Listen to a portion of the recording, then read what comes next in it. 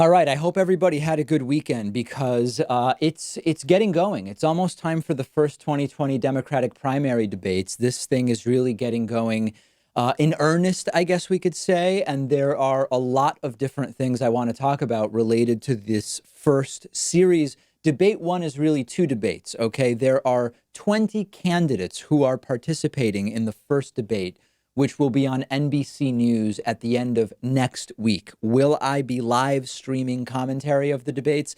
Maybe. We'll see. We'll see. Depends on if there's interest. That's a lot of live streaming in addition to the regular show, but there's a good chance I will do it. So the reason they're splitting this up into two parts, even though it's debate number one, is that it's not practical to have 20 people debate all at once on one stage. So they're splitting it into debate 1A, which will be next Wednesday, the 26th, and then debate 1B, which will be Thursday, the 27th. 10 candidates on each part.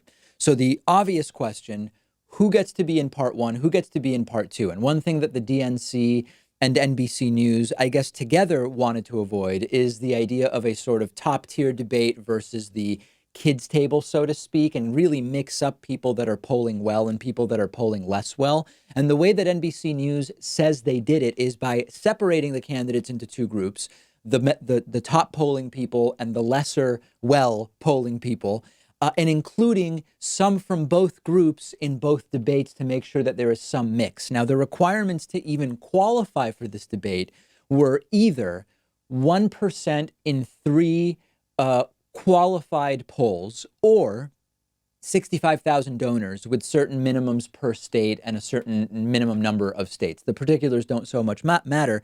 The important thing is that lots of people who would not have made it on the basis of polling did receive the sufficient number of donations and on that basis are going to be participating in the debates, which I think is good. If you're able to show, I mean, I hate that money plays the role that it plays in our elections, but just because you're not polling 1%, if you otherwise are generating a significant number of donations, I do think you should be allowed to participate. I think a lot of these people polling under one and under two are going bye-bye before the next series of debates, but that's the whole point of doing these things.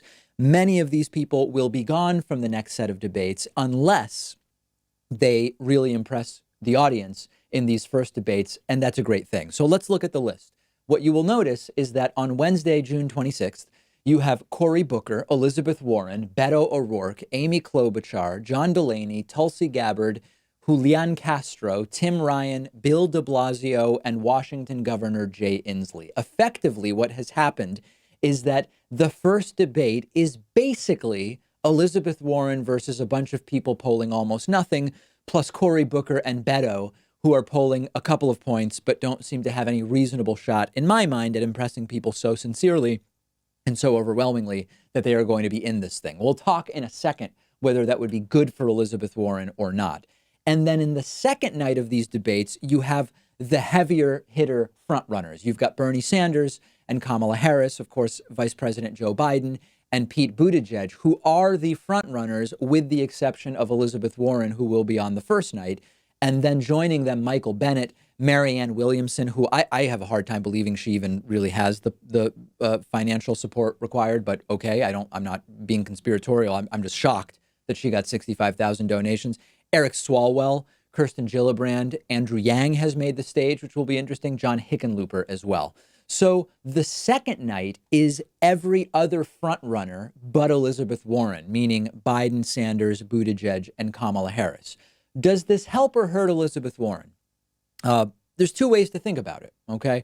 One approach is this is bad for Elizabeth Warren because the second night will have a bigger audience because there are more big players who want to see their favorite debate rather than people they aren't supporting. The second night has more polling support in the aggregate in total.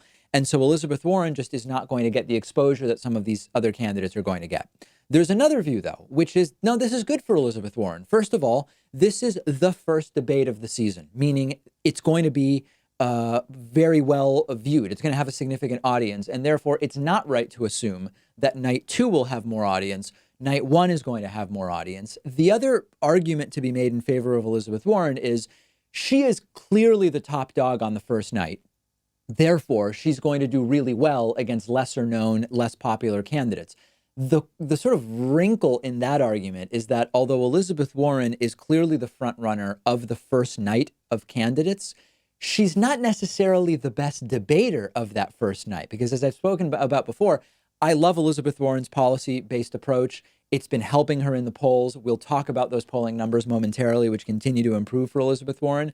But in large stage debates, I don't actually think she's that great. So it'll be very interesting to see whether ultimately this is good or bad for Elizabeth Warren to be the segregated front runner in night one. Net, net, net, I think it probably hurts her a little bit. I think it will give her a great opportunity to pull some support from some of the other people she's debating against, but that in the context of against the bigger front runners like Biden and Sanders, it's a missed opportunity for her by being on a different night. But this is just debate 1A, right? There's going to be a lot of opportunities. So this is just the beginning. What I also am really interested in seeing is the Bernie versus Biden dynamic in night two of the debate, which again, this is next week, not this week. We've just learned what the lineups are going to be.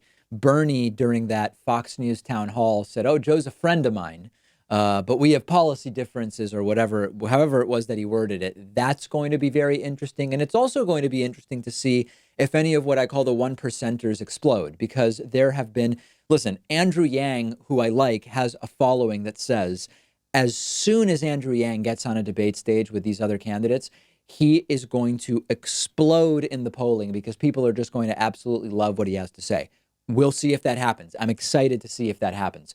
Tulsi has a similar following that says, as soon as Tulsi Gabbard is given the opportunity to debate these other candidates, she will come through as the right path forward for the United States of America. Well, we're going to see very soon. She's polling, I think, 0.4% right now, or maybe it's up to like 0.7. We'll see.